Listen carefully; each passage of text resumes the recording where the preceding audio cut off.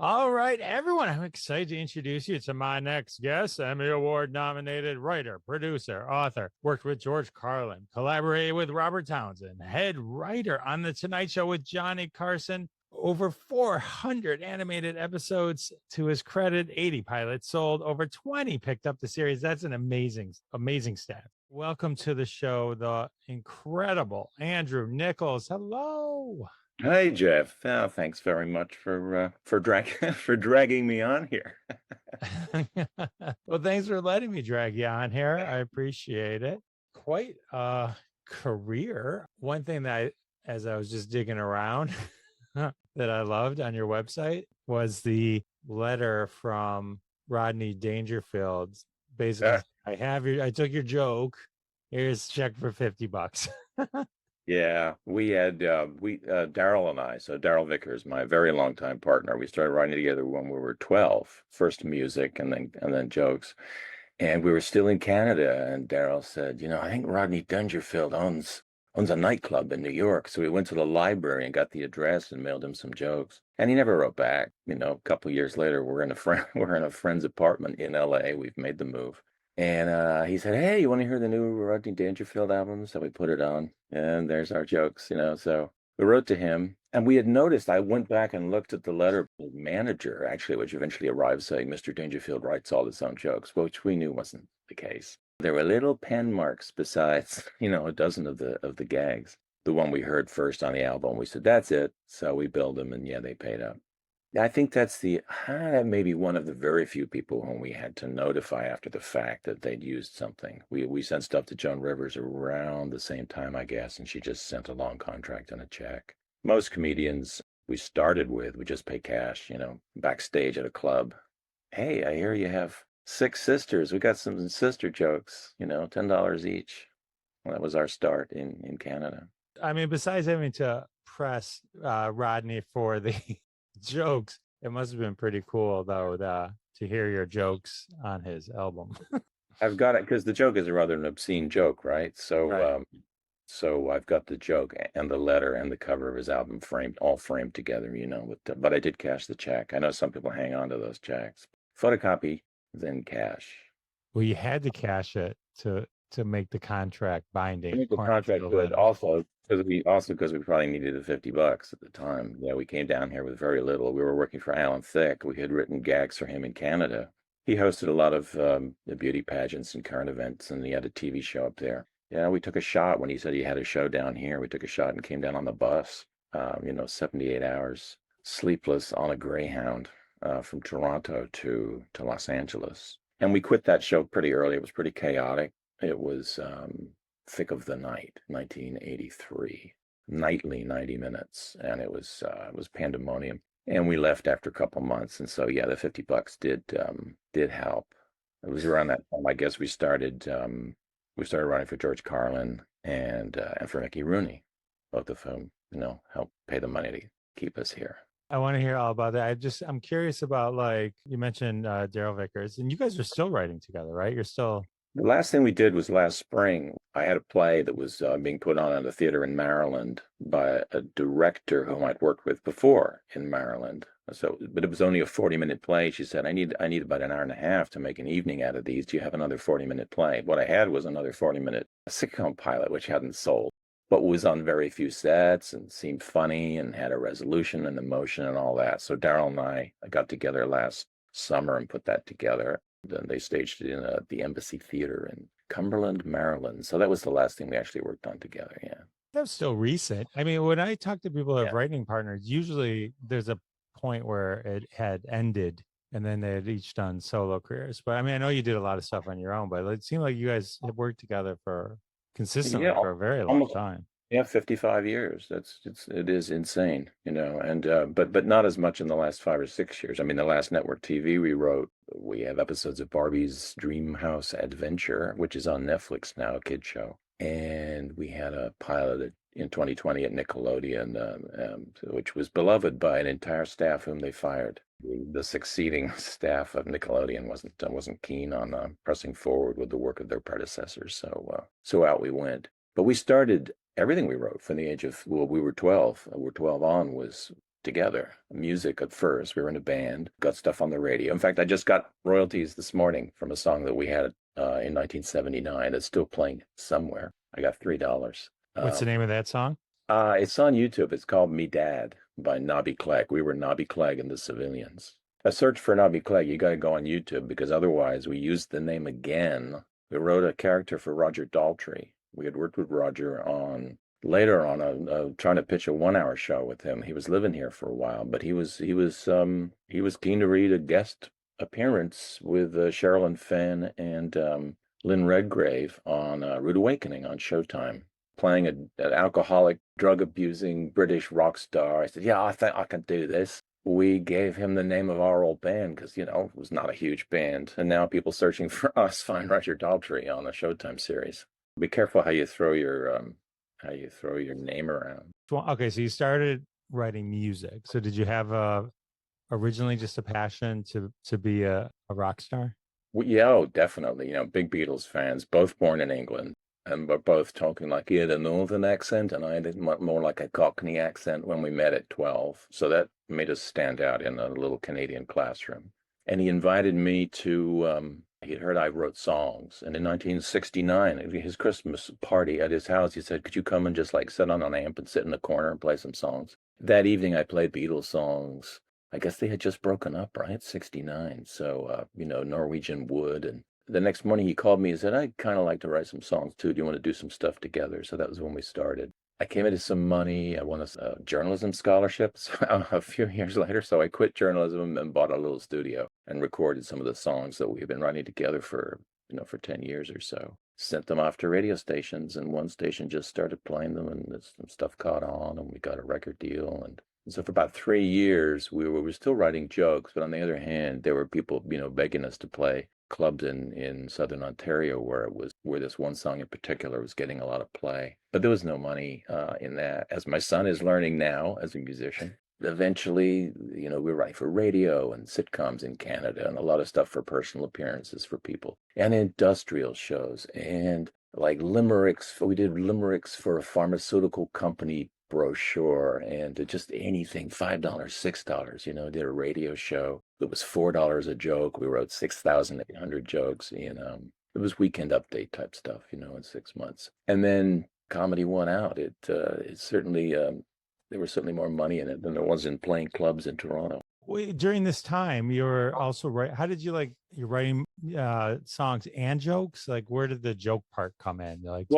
Also a lot of the songs we wrote were funnier songs. The one big hit is it's described in Canadian music catalogs as a drown in your beer downer, which I guess it is. That was unusual because we liked funny little tunes, the Robin Hitchcock type of stuff, or I don't know, Tom Lehrer ditties. And they seem to play well with drunks in bars. And so already we were doing funny verse.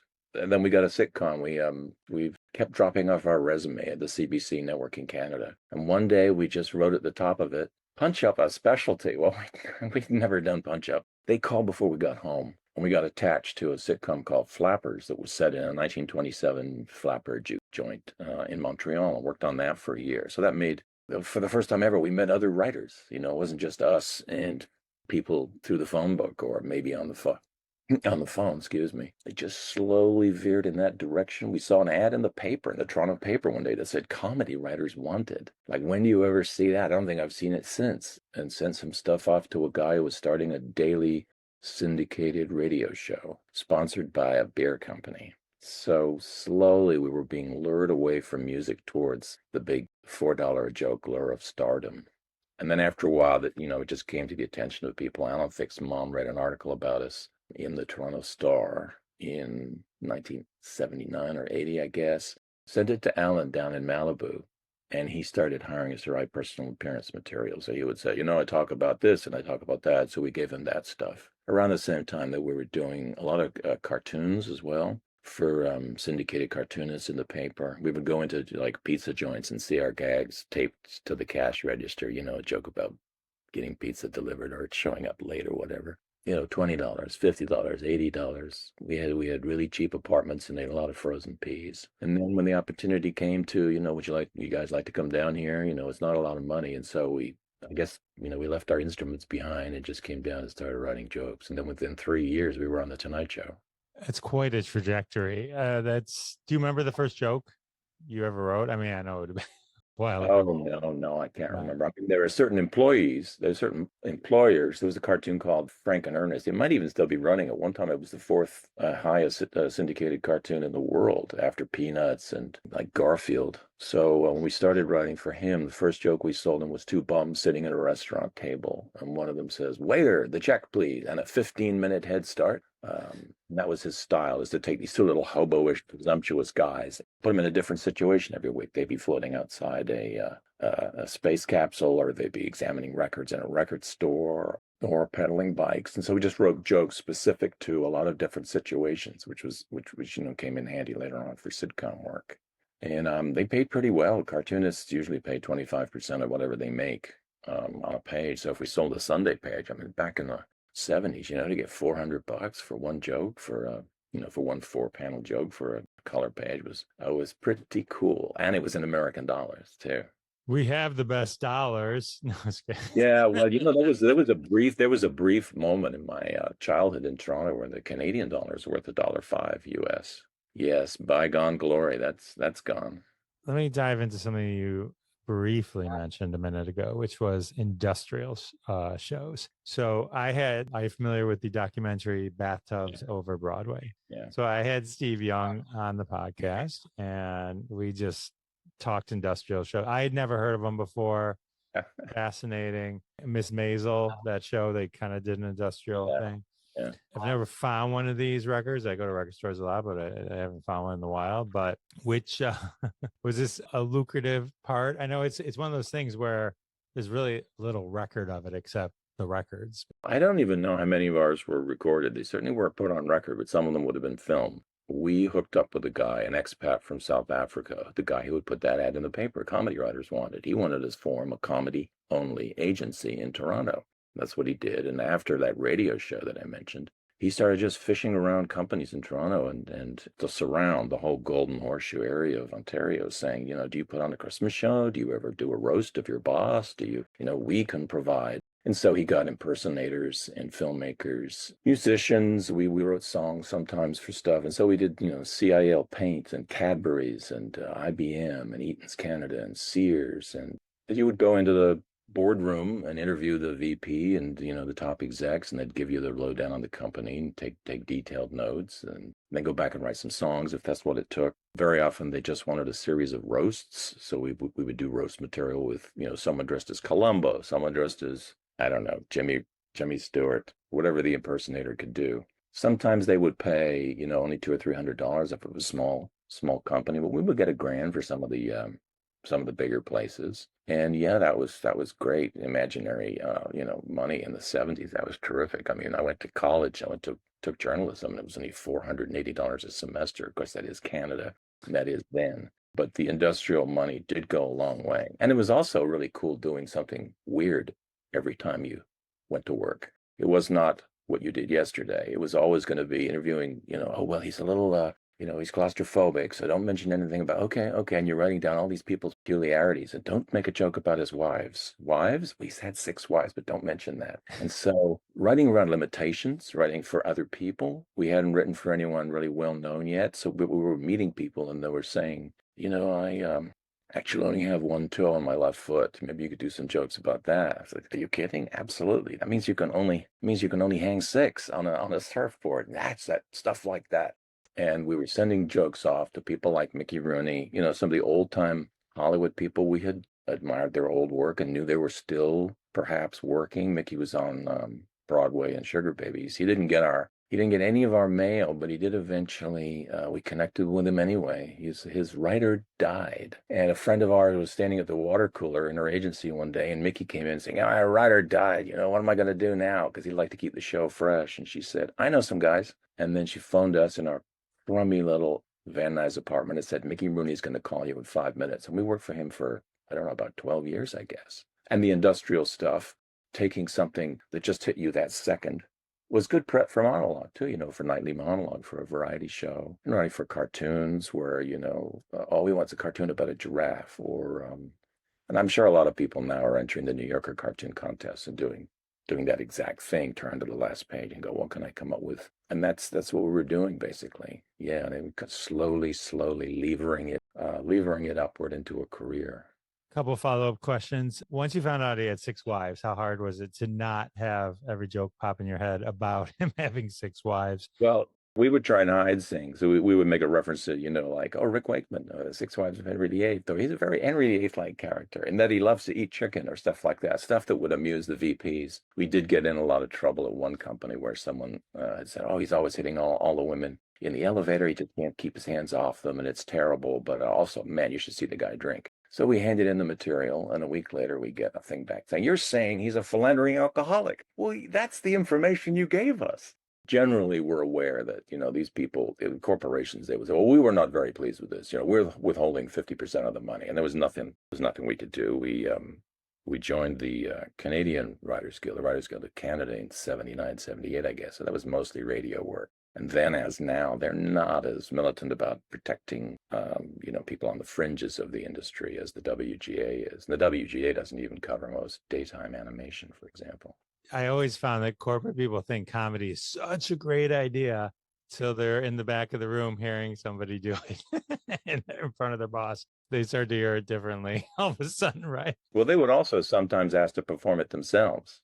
We did a routine for a guy named Costain was his last name. It was Costain Retail Developments. He was putting in a new housing development on a golf course. So we did a lot, and the secretary said he wants to do this himself, and he's like Bob Hope. He's so like Bob Hope. Well, we gave him a bunch of Hope-like jokes we thought about opening development on a golf course. She phoned us up and said he didn't get them. So what do you mean? Well, we sent them. She said, no. He received them. He just didn't understand any of them. Can you explain them to me, please, one at a time? Starting, okay, page 1, number 1. I spent over half an hour on the phone with this guy's secretary, explaining, well, you see, 18 holes. See, when he says he's already got it started on the basements, those are the holes on the golf course. You see, he's an idiot. 18 holes, the basements. Okay, I got it. Okay, how about the next one? And then they cut our pay in half, and the guy didn't do it. So great preparation, by the way, for working on sitcoms. I worked someplace once and I wrote a top 10 because I love Letterman. And I was like, they had a Letterman impersonator. So I wrote a top 10 and he just phoned it in. I didn't like get bombed. I was so mad. To this day, I'm so mad. I was like, he didn't even try. Oh, man. Yeah, the writers are so often in the position that a director is in a stage play. You work with the actors as long as you can on opening night. That's it. There's nothing you can do. You can't put your hands up their butts and make them do it the way it has to be done. Most casting, I don't know what people think casting is generally, but in sitcoms, it's trying to find if the people who look the way you want them to look can even talk. And very often, it's a toss-up. Well, can you cut their lines down because they look really cute? I remember asking Barbara Harris, one time casting director at Warner Brothers, could we just get someone who's cute and funny? She said, Andrew, God doesn't give with both hands. Choose which one you want. We've got these great actors here, but, they look like something you scraped off the back of a tugboat. So, okay, yeah. There's a few examples of both. I can think of Kaylee Cuoco, Jennifer Aniston. Oh, yeah. If you can make the offers, you find that they're always busy. Or you ideally, and well, who are you picturing for this? And you name the person, and the network says, oh my God, that'd be great. But I think CBS just made them an offer and they're tied up. Let's see if we can get someone like Courtney Cox. Let's see if we can get someone like Jennifer Aniston. Everybody in every casting meeting I've ever sat in flips to the last page of the casting list first. All the people you've read and are great are on the first page. People you're not quite sure about but are sturdy and maybe, have a lot of Instagram followers or whatever are number 2. And right at the very back is not available, not interested, the NANI, or the OOT, out of town, couldn't find them. And they all flip to the last page. What have we considered Harrison Ford? So you're not going to get Harrison Ford because all they want to know is who can we get who's not available. That's what casting is. Who can we get who's not available? I mean, the available people, anyone can have them. That doesn't do us any good. Yeah, one of the little frustrations of moving from jokes into actual collaboration with the big creative people. I've got a book which discusses that at length. So being in Canada, was it like aspirational to move to the United States, or that just Alan Thicke's mom happened to find an article on you guys, and Alan was now in California. And so it kind of brought you over here. That certainly was the chute we got steered into. We had written letters a lot to a lot of people we admired, producers whose names we had found, names we'd spotted at the ends of credits. And we would dig up addresses, long pre-internet and write to a lot of people and send sample material, some of which, if they were comedians, they would buy and would turn into money. But we just wanted contacts. And we sent them in Canada, to England, because that's where we're both from, and to the States. And everyone in England we wrote to replied. Everyone. Producers, the producer of Faulty Towers, producer of Monty Python, wrote back with nice letters. The Canadians, I don't know, if you're in Canada, writing in Canada, they kind of look at it and go, well, here's a loser who hasn't managed to make it to LA. And then every now and then you'll get something from the States. And so this is really good material. Where are you guys? Can we meet? No, we can't meet. And so watching Carson as kids made us think of that as the ideal. We did a couple of Canadian 60 Minutes type shows when we were still struggling up there, because we were in one case, the only full-time working comedy writers they could find. A show called The Fifth Estate, and they said, well, what's the end game for you? And we both said, oh, well, obviously, Carson, that would be the dream. And we mentioned George Carlin, yeah, and then within 3 or 4 years, we were working for both of them, which I don't know what the lesson is there. I mean, a lot of people have dreams. And generally, when people write to me with their dreams, I say, well, it's nice to dream. Everybody wants it. It's cool though. I mean, you got your dream. So let's cover one first. So George Carlin, working with George Carlin. That was a fluke. When we were on the Alan Thicke show, Thicke of the Night, the one we quit, one of the poor struggling people we were working with at a desk punching buttons on the phone trying to reach people was Pat Carlin. And Patrick was George's older brother and actually appears with him on I've seen an Ed Sullivan clip where George wanted to do a sketch and couldn't find anyone who could do it as well as his brother. So his older brother with a great sense of humor, but without George's editing ability, particularly. Pat died at 90 a few years ago, but man, what a character. We got along well with him before we quit and didn't see him that much. But one day he called us and said, George is having trouble. He sold a special to HBO, and he writes in longhand on yellow pads, and they seem to want something a little more structured. And all he's got is a lot of jokes. He wants to give us some structure. Would you meet with him? We said, yeah. Are you kidding? He said, well, can I send him something you've written? We gave him something. And George called me from a plane somewhere over the Atlantic, praising the script, some unproduced pilot, and said, can you be in my office in Brentwood on Monday, at 9 a.m.? Let me see. Yeah. So we started going to his office and helping him shape something called Apartment 2C. It's on, I think it's on YouTube. But it was his first HBO special before he decided he was just going to do them as stand-up. And it was shaped as a sitcom. He had all these gags, and he wanted to have a lot of guests on, a lot of guest actors. I know Jeff Altman came on, and Bob Goldthwait before he was Bobcat Goldthwait. And I said, well, why don't you, you're working at home and these neighbors keep interrupting you, and you just can't get your work done. That way you can do the jokes, read them out loud, try them out in front of the mirror, whatever, but also we can squeeze in anyone you want. And that was the format the show took. And he was pleased with that, and we kept in touch, and we would see him when we got on the Tonight Show. We would talk to him backstage sometimes. Then he sold a sitcom to Fox in 94, 95. It was not so loosely based on the neighborhood he grew up in. Alex Rocco was on it, I think. Oh, yeah, it was a lot of fun. So we did, I think they did 18 episodes of that. We wrote a bunch and punched up a bunch of others. He had a bad experience on that show. He was not happy having his stuff sitcomized. And so I think he was pretty glad to be rid of it. But we kept in touch over the years. We'd go to lunch with him, which is still, you step outside yourself and go, wow. As I did with Johnny so many times, sitting out at his house and thinking, how did I end up here? But once you're doing it, once you're doing anything, you tell yourself, well, this is what I do. And we got a little more used to it.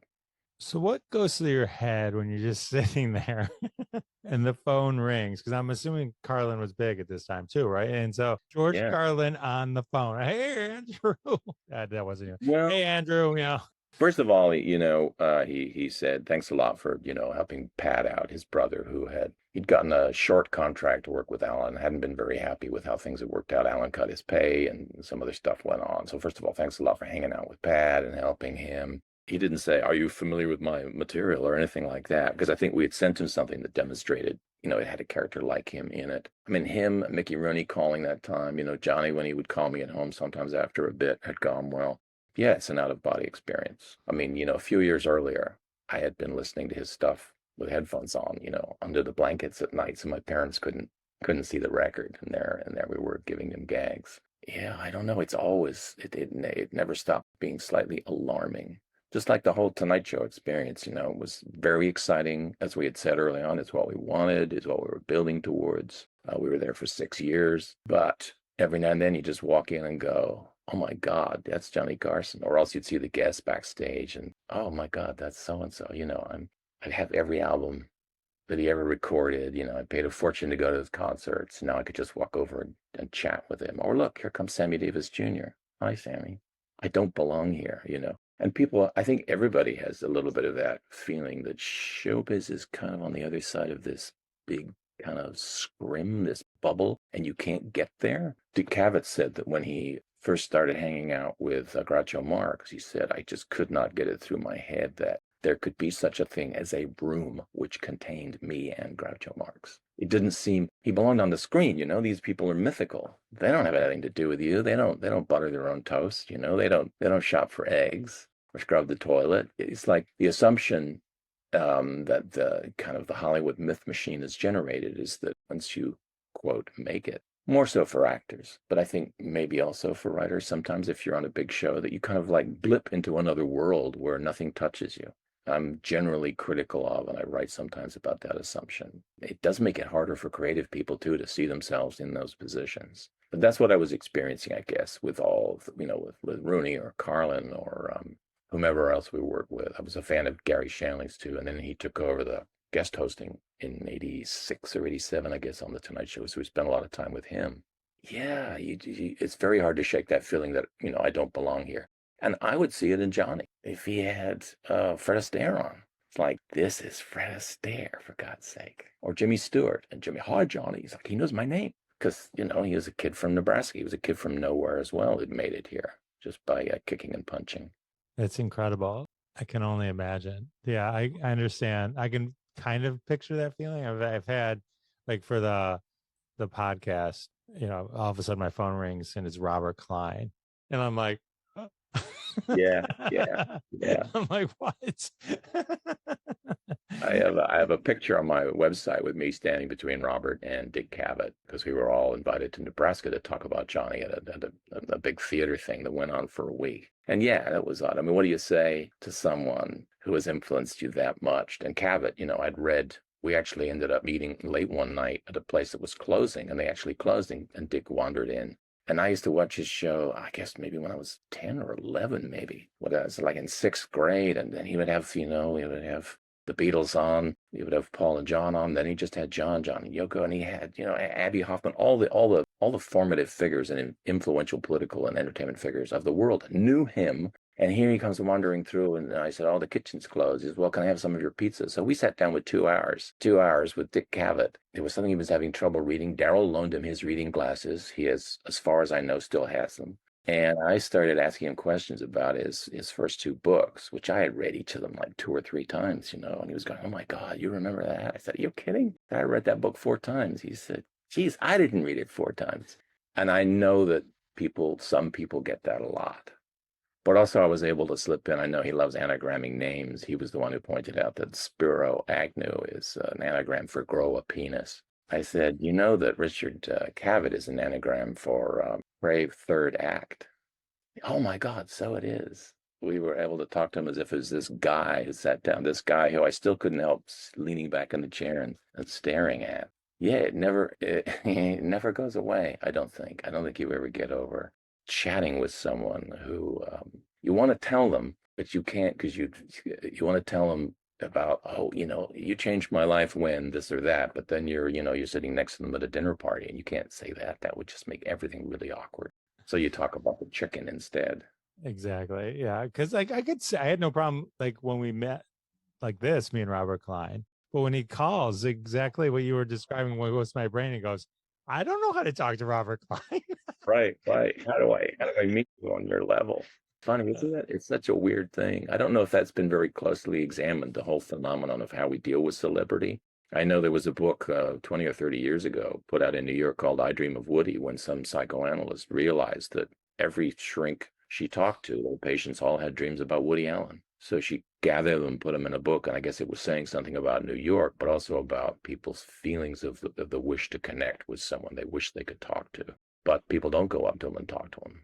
They're afraid. I've seen celebrities walk into a room and everybody backs away from them like they were repelled by some force. It's like, give them some space. And that's even, in ritzy restaurants. No one wants to be the idiot who yells, Harrison Ford, oh my God, Indiana Jones. He was eating behind me he was eating a hot dog at a place behind me at just a little place in LA a couple of years ago. And I was eating with a friend who said, you know who that is? I said, yeah. He said, I said, are there any guards or anything? He says, no. He comes here now and then. He knows they'll leave him alone. I think as long as you have like respect for what they're doing.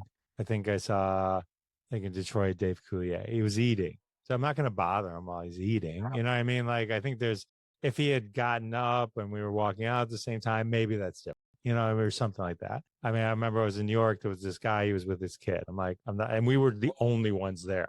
Like, it was like empty, this entire room. And he was like on Heroes or something, the TV show at the time. And I was like, yeah, he's with his kid. I'm not even gonna, maybe I'll go like this or something like that. But like, yeah, it's funny you mentioned Harrison Ford earlier about we can't get Harrison Ford. It's a good lesson. You got to keep asking, because then suddenly Harrison Ford's doing TV.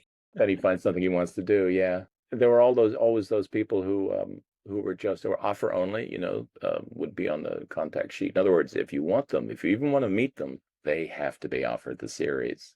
We offered something once, in a 1 hour. It was a half-hour pilot for CBS, and they just had a little bit of a woman playing her will on a video. She had died, and the employees of this grand hotel gather around and hear her will. They hear what they've got, and they said, "Can you ask Elizabeth Taylor?" I said, "Elizabeth Taylor?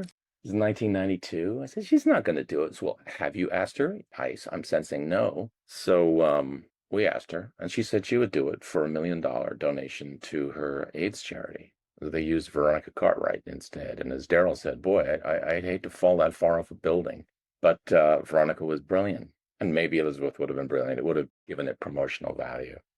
But I've had big names attached to pilots before and paid a lot of money. The network gives you overage for them, because, we really would love to have Billie Eilish, and so you pay the extra money, you do it, and then they don't pick up the pilot. And then if you encounter the celebrity again, you feel a bit like, I feel like an idiot making them another offer. We offered Terry Garr something, in 90 or 91. And she said, "You're not trying to con me into something terrible, are you?" And I said, "Well, it's hard work, and but you would get to stay here. It's not like going on location. All your friends and family are there, every night." She said, "I've heard some things. I don't think so. I don't think so." The next year, we had another pilot, and we talked her into it. And she shot a pilot with Craig Bierko and Wallace Shawn and Dakin Matthews, Patrick Warburton, and the network didn't pick it up. And she had her engagement ring stolen from her dressing room while she was on set. You see, those are the things that you store. People think, oh, you must remember. It's like Harrison Ford. What does he remember from that Raiders? You have so many memories. That big thing rolling towards. Probably what he remembers is the stomach flu that he got before they shot the scene in the bazaar. Or you could talk to some rock star and you go, oh my God, I've listened to What's the Story, Morning Glory, so many times. And Liam Gallagher was, I don't even remember that. I think I was stoned. Plus, I hate my brother so much at that point, that I was trying to screw up every single lead. And you go, wow, that's that person's memory of it. And they were there. They don't have the memory the rest of the world has. We all have a positive relationship with some album, and you think of it, you see the cover, and then you think of that first track, and then you think of how that went into the second track. They don't have that at all. They got hustled into some studio that didn't have air conditioning. It's a whole separate set of experiences before the thing was pieced together. This is something showbiz has taught me.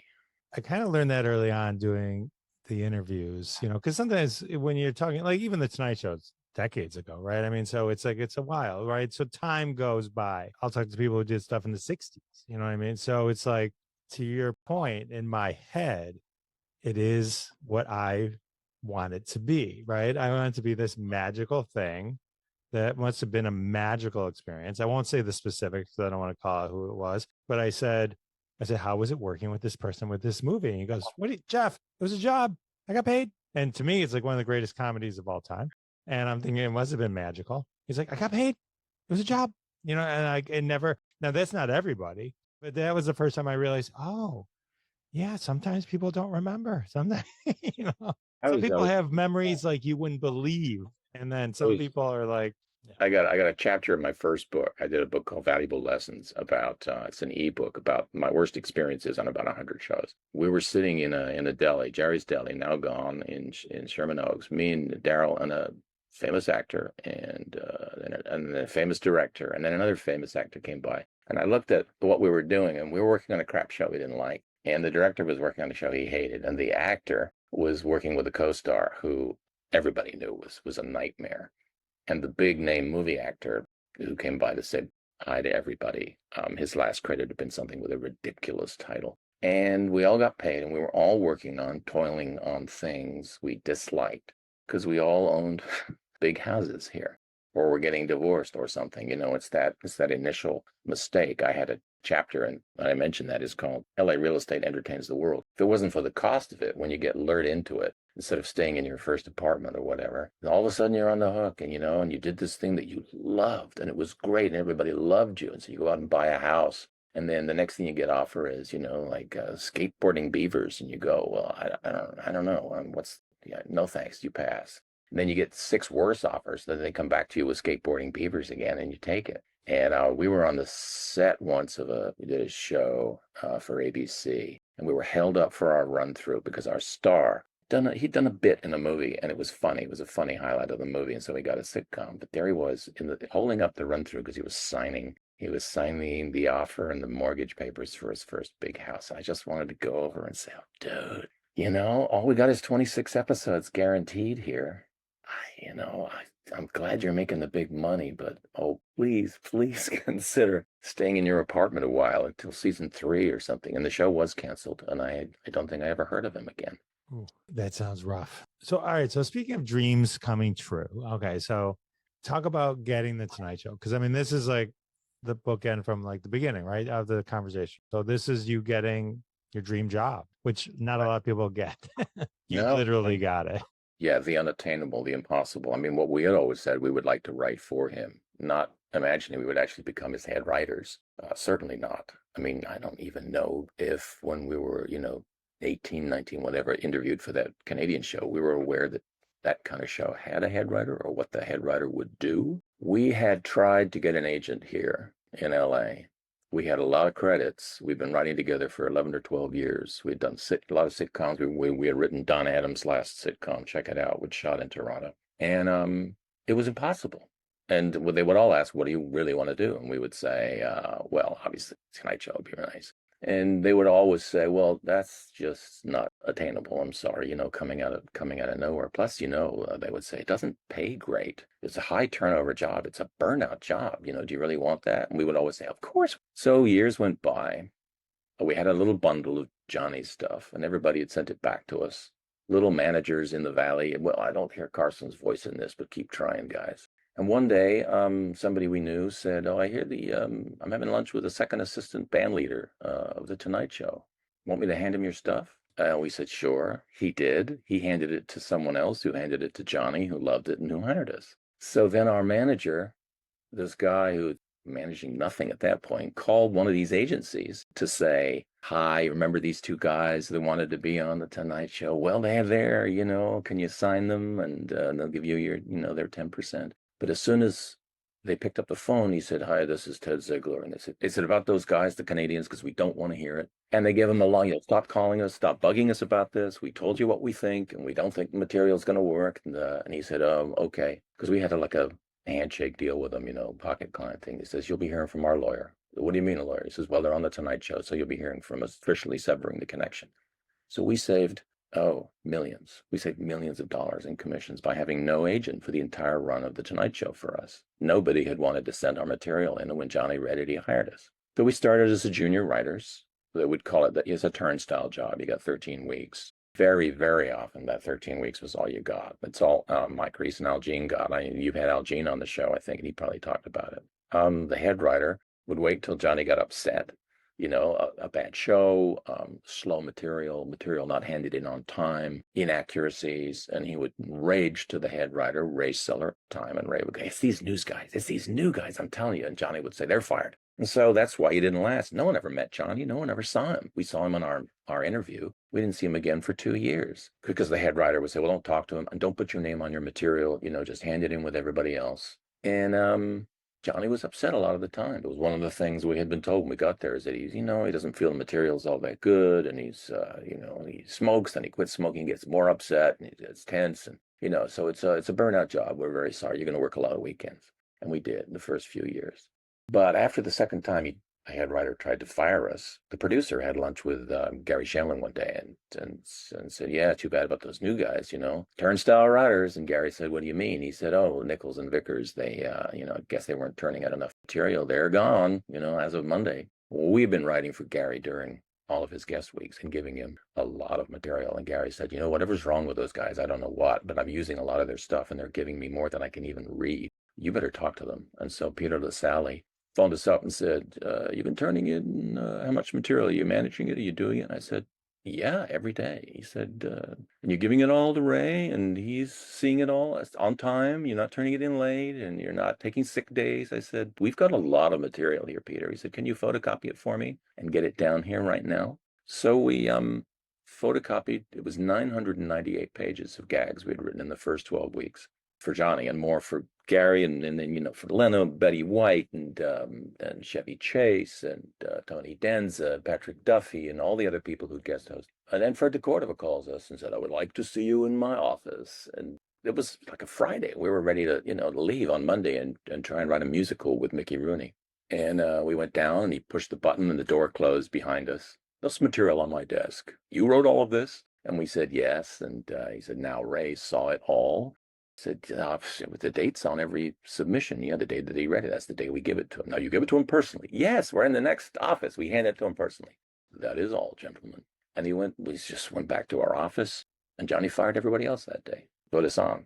So we were head writers and he called us down and we'd seen people being fired for the rest of the day, walking out with their coats. Casting director who'd been with him since the 70s. Hal Goodman, Larry Klein, Ray Siller, Kevin Mulholland, out the door. And then we get called. We go down and he says, I like your material. You're going to be doing this from now on. If there's any recommendations you want to make, so, and there'll be a raise. And, so we're going to extend your contract. I want to make it for 6 months. No one apparently had ever had a 6-month contract. And so that was 1988. We recommended some people. Some other people we knew had, I think, a hard time with the former head writer, and we brought them back, and it was smooth sailing for the next 4 years. I mean, he was in a good mood. We used to go out to his house.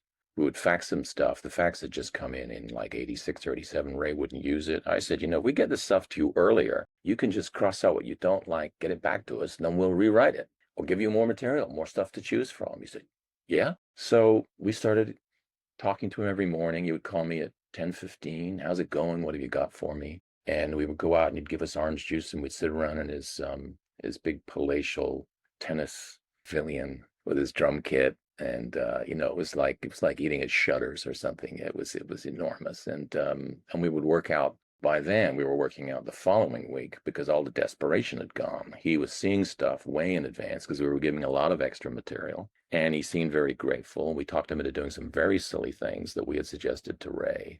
And he turned down, like the Sniveling Weasel's Choice Awards, where we had the Oscar winners chosen by a sniveling weasel that ran down a ramp and ate from bowls of weasel chow with the nominees' names on them. And he was just happy. After the show, too, we would go out and, have lunch with him on weekends, sometimes out by his office in Santa Monica. Yeah, I miss him.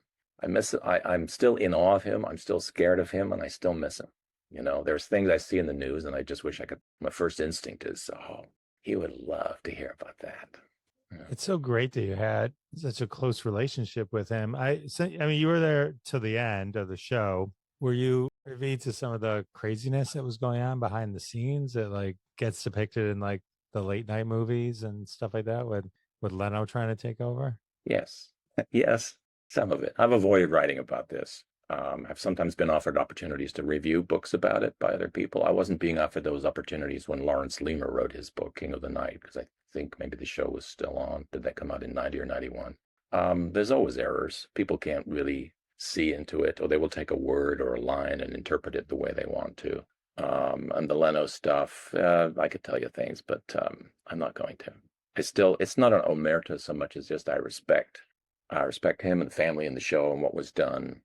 I talked a little to some people about peripheral matters, like to Zoglin with his Bob Hope book, about how Johnny got a little frustrated sometimes with Bob, and that suddenly became a headline everywhere.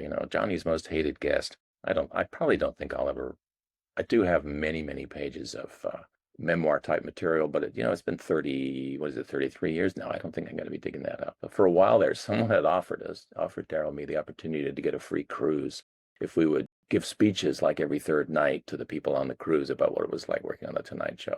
Anecdotes and inside stuff and behind the scenes stuff and jokes Johnny would tell you. And so we collected a bunch of that. But when we looked at it, we thought, I don't know, it just feels like betrayal.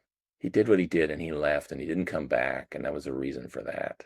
We went into sitcoms right away. We had a Dabney Coleman sitcom that actually overlapped.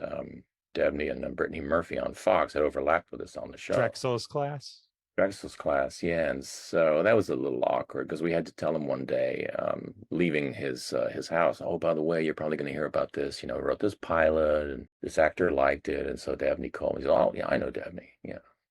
He said, by the way, guys, and we're at the door. He said, Dabney's a prick. There's your inside Johnny line. But after that, it was strange though, because we got handed a lot of difficult actors because people somehow imagined that we had handled Johnny. Nobody handled Johnny. It wasn't that difficult. It was just writing a lot of material. So, we did Faye Dunaway and Robert Townsend and Bronson Pinchot sitcoms. And Nicholls and Vickers, they can handle them. We were two fairly shy British Canadian kids, still a bit dazzled by it all, but we always wrote a lot of material. And so we did Punch Up for many years as well.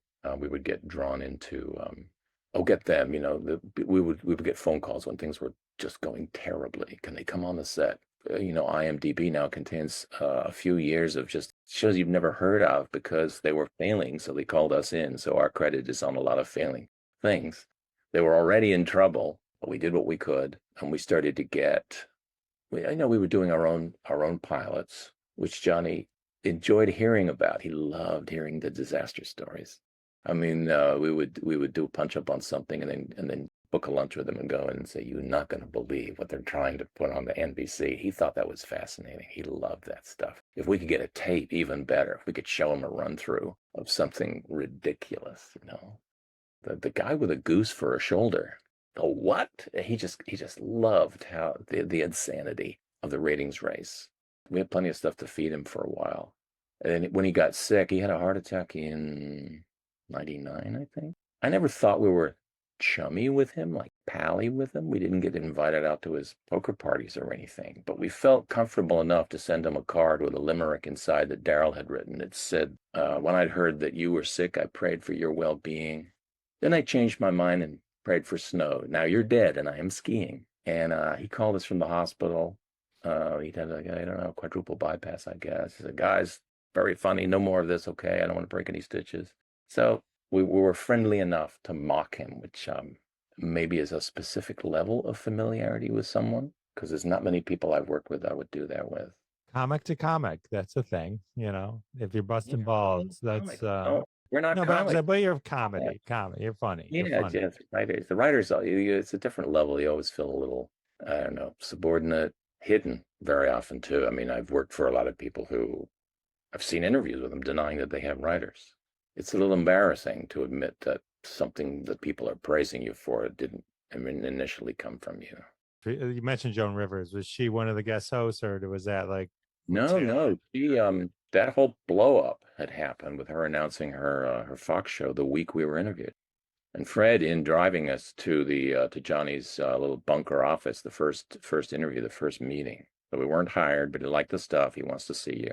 He said, and if you've ever written for any of Johnny's supposed enemies, Alan Thicke, Joan Rivers, and he, lists everybody we've been working for, and if he asks, you be honest, you bring it up. He didn't ask. He found out later. Wait, he was enemies with Alan Thicke? Well, Alan had claimed he was going to knock him off the throne. It was going to dethrone the Carson show. And Alan, another interesting character. We wrote from a lot in Canada and wrote personal appearance material, but we didn't have visas. So when we came down here, he was paying us to our Canadian company in Canadian dollars just to basically be tourists here who were watching his show. And we didn't get a credit. We wrote the Canadian recut of Thick of the Night. That is, it was 90 minutes a night, but once a week, he would take the highlights and make it into one show for Canada, which he sold separately. And we would write the monologue, a Canadian monologue that he could do in front of an incomprehending American audience for that one special show. But one day we just went to him and said, this is killing us. And so that was that. And Johnny was definitely informed about everything that was going on. He had theories about everything about Helen Kushnick, Jay's manager. Well, you know all that stuff inside out, I'm sure.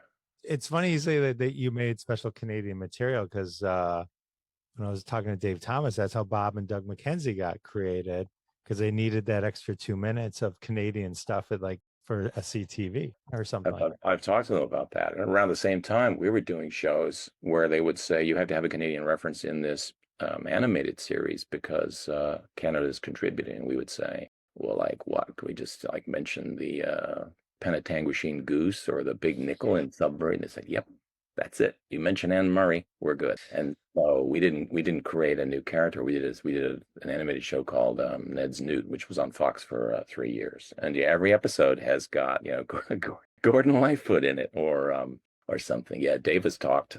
We've known he optioned something of ours years ago, and it didn't get made. But we still occasionally get together with Dave and talk about his travails in showbiz. He was one of the people at that lunch. I talked about it to Jerry's, who was bemoaning what he had to work on. Got it. Maybe I'll cross-reference it with that interview. yeah. It was great. It was Grace Under Fire. Yeah, he was very unhappy there. Awesome. Thank you for spending all this time with me. I have one last question. If you have one time for one more question. You say you'd have pages and pages, 900 pages of jokes. Like when you're writing a joke, how do you know when all right, this is ready for submission? Like what's the filter that you guys would work on to go, okay, this is good. Lock it down. On to the next one.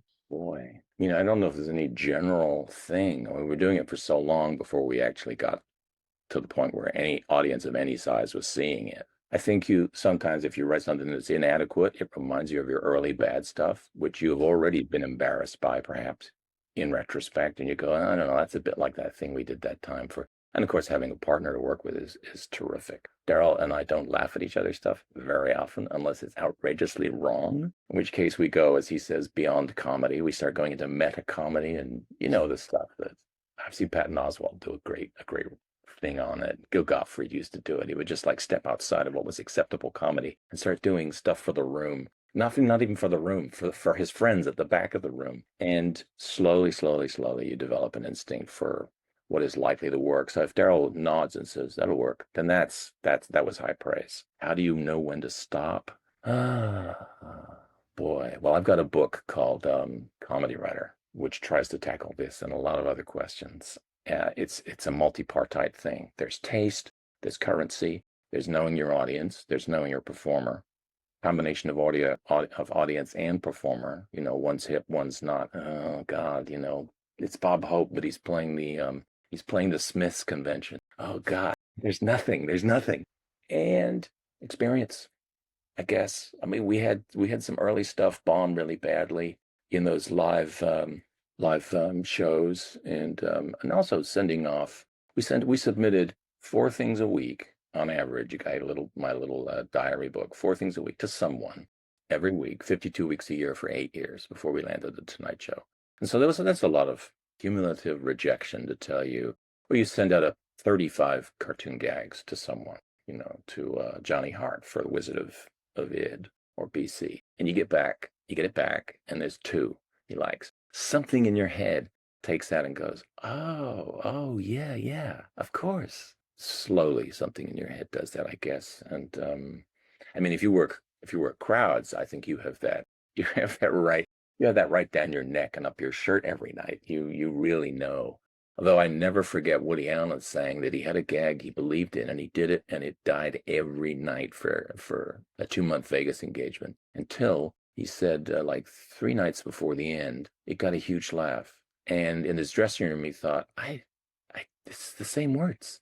I did it the same way. Was somebody standing behind me? And it got a huge laugh from then on. And he never knew. He never knew what he did differently. He didn't think he did anything differently. Maybe it was the pause, maybe expecting here it goes again, bombing, and the way he said it. He never knew. That's in Eric Lax's first book, the On Being Funny, the analysis of Woody's stuff. If he doesn't know, then someone writing for a performer takes longer. You're being filtered through the person who's actually up there doing it. And the comic would come back after, bombing on a couple of lines and saying, don't ever write anything like that so-and-so thing again, or don't ever give me any more groceries jokes, or, I could tell it was fake when I was talking about my grandfather. So you just go where you're steered. And we've never written for ourselves. We've never performed. So the loop is a long one. It always goes through a performer whose performance you also have to gauge a little bit. If you're running for George Carlin and it doesn't get a laugh, then it's not funny. Amazing. Andrew, thank you so much for hanging out with me. These are such great stories. This is so cool, pushing my snow shovel down memory lane. Awesome. I have to have you back. We'll dive into some of your books. We can dive into a million other things we didn't even talk about. Be glad to. Thank you.